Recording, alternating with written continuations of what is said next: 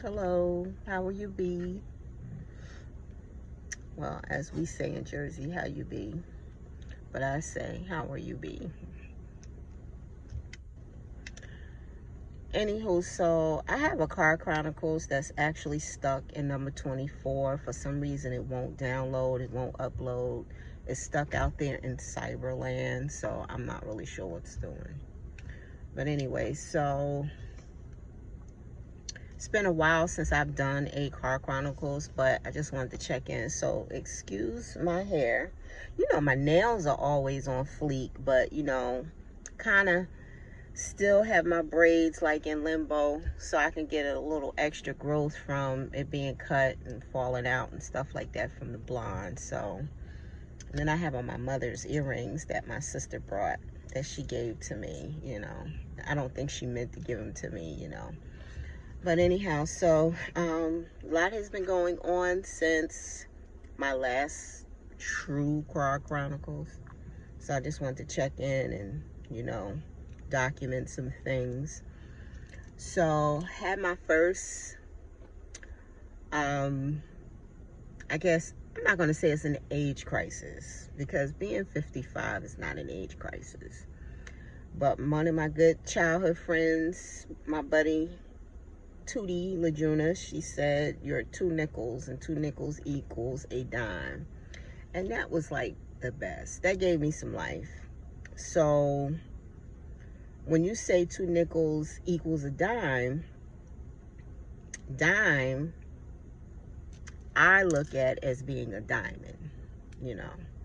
So I'm not only a dime, but I'm a diamond. A Bella. So I was in my feelings because I'm like, oh my God, I'm turning 55, I'm having a midlife crisis. But actually it's not a midlife crisis. Yesterday, I witnessed a friend of mine get married and tied a knot, and I was available to exercise my talents as an master of ceremonies and a host of a wedding, which is my first time. It was amazing because I wasn't expecting to actually do it, even though I was asked early in April. Some communications got crossed, some wires got crossed, and I say thank you to my pastor, Bishop James Nelson, because he has pulled me out of my comfort zone to speak in front of a church and a crowd of people. He would call me in the middle of a service, a funeral service, and said, "Yes, I would like Kimberly to come up and say some words." And I'd be like, "Oh." Or, when I was manning a ministry at the church, I would have to get up and talk to people and, do a lot of public speaking. And, I wrote him about that. So, to this day, years and years of writing him, telling him, thank you for allowing me to cut my teeth on different ministries and different things just to talk to people in public. So yesterday when I got to the wedding, because after all the months, I'm so anal retentive. So anal retentives equals Virgoing. So, I'm Virgo. I like to have my T's crossed, my I's dotted. I have cue cards and index cards and the things I'm going to say. I just like to have it all documented. And when I got there, after months of anticipating hosting and emceeing this wedding, it was like, okay, no, I think the people that is housing the facility, the ceremony, will have a house MC. I said, okay. So days and days was going by, and I was like, okay, so what's going on with the hosting? And then I went to a meet and greet, and I was like, is the DJ here so I can meet people and get the names of the people? So when it's time for me to do this hosting event, I'll know how to say their names and I'll be comfortable. And it just would not come to fruition. For whatever reason, the bride was just not available to do it because she had bride brain. And if anybody who got married or is getting married, they have so much going on that they don't have time to concentrate on the little things of planning a wedding. That's what their event planner is for. That's what their mother is for. That's what everybody else, the bridesmaids, the maid of honors, anybody but the bride. And so I was trying to pull whatever I could from her, and it just wasn't working. So I kind of stepped back a little bit, and then when I got to the venue early because she wanted me to come to the hotel where she was to help her and her bridesmaids get ready, you know, on my duties. But instead, something told me in my spirit, go directly to the venue. Went to the venue, and the DJ wasn't even ready to set up. So when I talked to him, he was just so aloof, and he was just not there. And so he sent me a list of the things that the groom sent him on people coming in, what they supposed to come in. And I was like, oh, this is so discombobulated.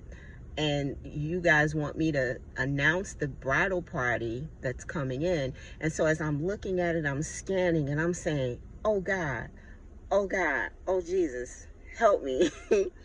Got my pen out, got my index cards, because I have index cards everywhere on me. So I'm writing down things. So I try to catch the groom out in the reception hall while he's taking pictures. And I was talking to him, and I was like, what's going on with your in-laws that's supposed to come in? What's going on with your aunts that's supposed to come in? And he's looking at the list and said, oh no, that's not right. And so he's discombobulated because he's supposed to be taking pictures. He's supposed to be flourishing in this joyous moment. So he just gives me his phone. I take pictures of the names in the list, and I'm comparing it to the list of this dingbat DJ, and I'm like, oh, this is wrong. So I run in the hall, and I'm talking to the DJ, and I'm saying, hey, this is the list from the phone from the groom. So your list that you sent me is wrong. So I'm getting everything together. Then the event planner, she comes to me and she said, okay, are you ready? And I said, well, I don't really know what I'm doing. She said, me neither. She said, but you're going to host, you know, and announce the people coming in. And I said, okay, I'll announce. That's no problem. So once they come in, I'm just done, right? She said, no, you're going to do the whole ceremony. I was like, right? So I said, okay, well, action. And I just take over. And I put everything on my paper, on my documents, my little index cards. And I give and allow the groom and the bride and the bridal party time and the groomsmen time to get themselves together, take their pictures. And I said, all right, everybody, I need you to line up so I'll know how to pronounce your names and I'll know who is in order.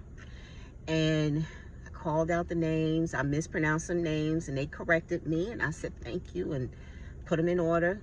And it was showtime. The next thing I know, I heard my voice over the speakers, said a couple of jokes, they landed, everybody laughed. I was dressed to the dickens with a $30 dress. If anybody has my Instagram or my Facebook, look at that dress, because that dress was supposed to coordinate with the bridesmaids and the groomsmen, and the color coordination, which was pink and blue. And I hope I blessed some people, because I was blessed. This is something that I wanted to do for a very long time, and I'm actually doing it. On top of that, I became a notary public. So these are the things that the Lord is sending for me to basically know that I have an avenue. We're in a time where the pandemic is causing uncertainty in people's lives. I don't know if I'm going to have a job by this time next year, because I work for a bank and things are happening for a bank. But because I have certain people exercising things in my life that is allowing me to explore and think outside the box, even at 55, I'm just like, wowzers. So I hosted the wedding. I was a master of ceremonies. I used to rap. I used to have the mic back in the day. I remember, I'm telling my age, because when you're in your 50s, you know, back in the 80s and the 90s, hip hop and grabbing the mic was all that. And you will work in conjunction with the DJ. The DJ wasn't even cooperative, but the people didn't care. They just wanted to be there for the bride and the groom. And the DJ, I thought, should be the master of ceremonies friend. I'm glad I didn't say that, because normally I'm like, hey, I am your master of ceremonies tonight. If anybody needs any songs played, come see me, because the DJ is my best friend. I'm so glad I didn't say that, because the DJ wasn't my friend. I tell him to play something, and then I'll go to the back like, what you doing? Because there'd be some awkward silence waiting for music. He's like, it's not on the list. It's not on the list.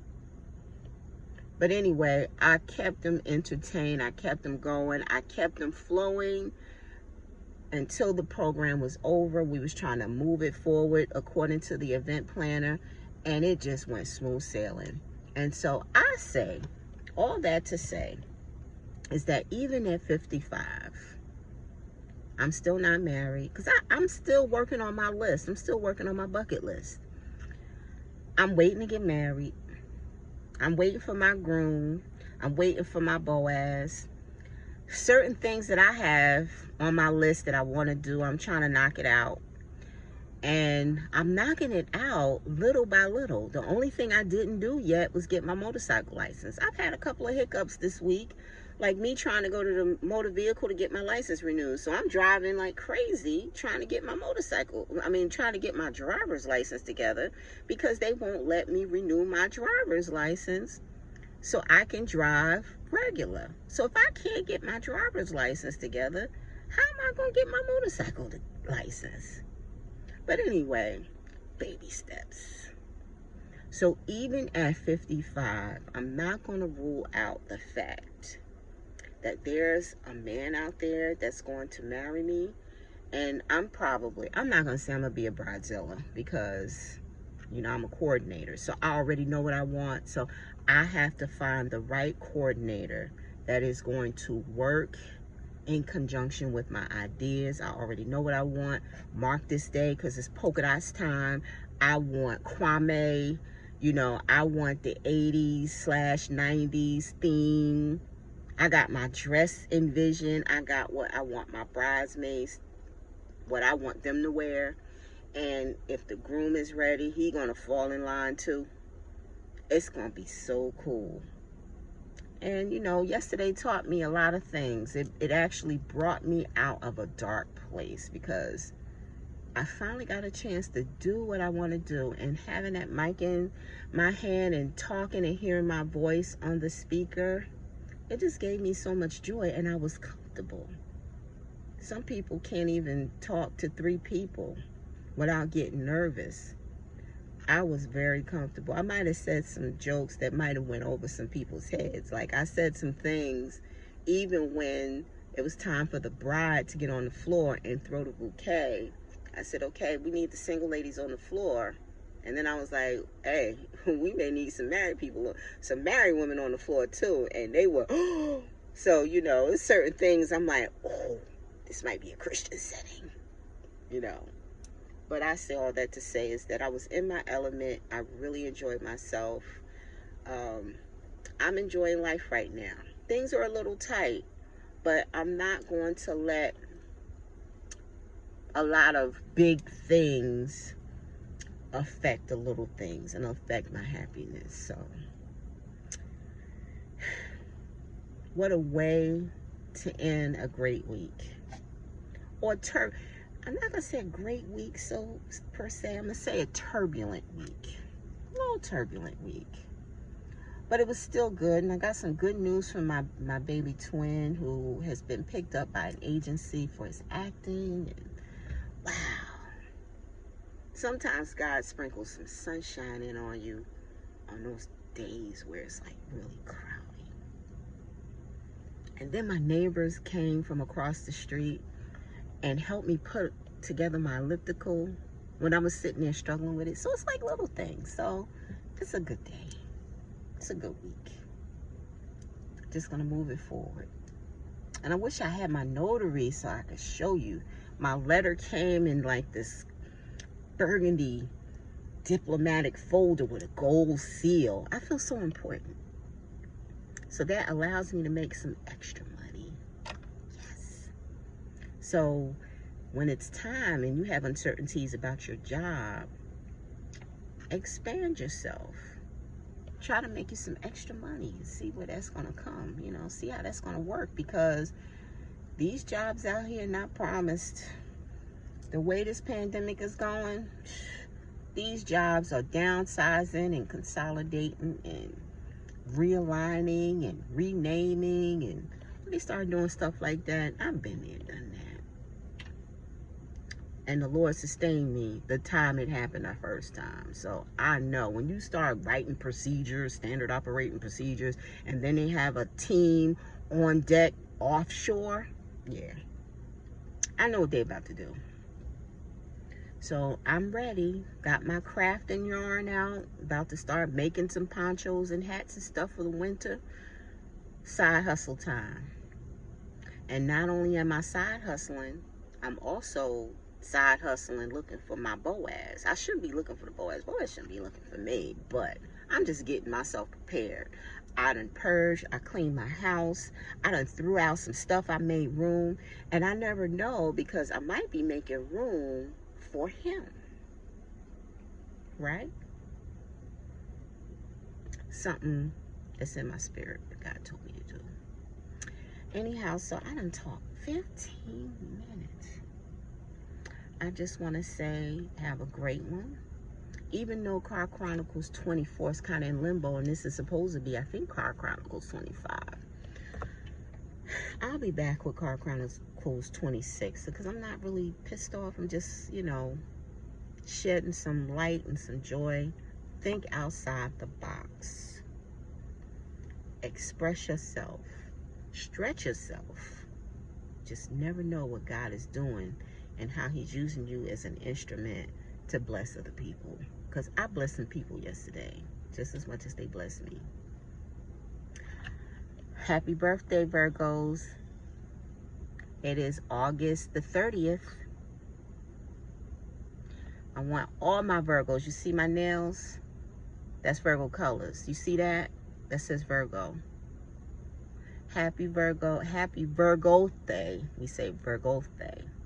But happy birthday and happy Virgo Day to all my August and September Virgos. We are still in the midst of the season. We got until September the 21st, 22nd. So, happy birthday. I'll be back. Talk to you soon.